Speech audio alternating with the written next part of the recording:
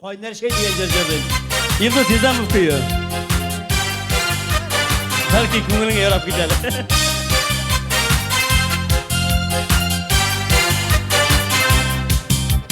Şeyinin kaynarlığından, şeyinin kuşisinden elleniştim erip giden, elleniştim isirem. Yandır beni yandır kaynar mehabbet uşağında, kaynar senin şeylerinde, kaynardır kuşağında.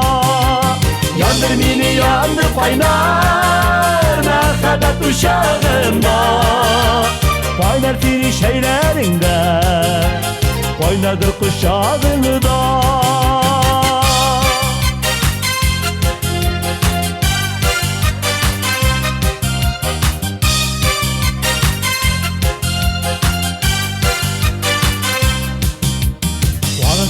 Kaynarlığı üstü balla canımla, şeyim kaynar üzüm kaynar, kızdırasın kanımı.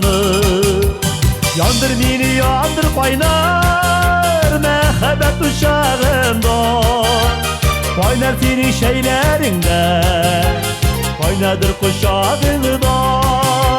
Yandır beni yandır kaynar mehabbet uşağında, kaynar senin şeylerinde, kaynardır kuşağında.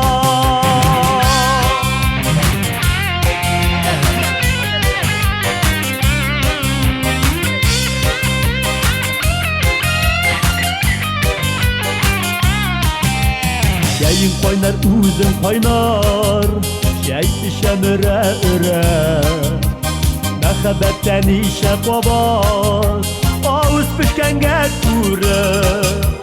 Yandır beni yandır kaynar mehabbet uşağında, kaynar senin şeylerinde, kaynardır kuşağında. Yandır beni yandır kaynar mehabbet uşağında, kaynar senin şeylerinde, kaynardır kuşağında. Kaynar senin şeylerinde, kaynardır kuşağında, kaynardır kuşağında.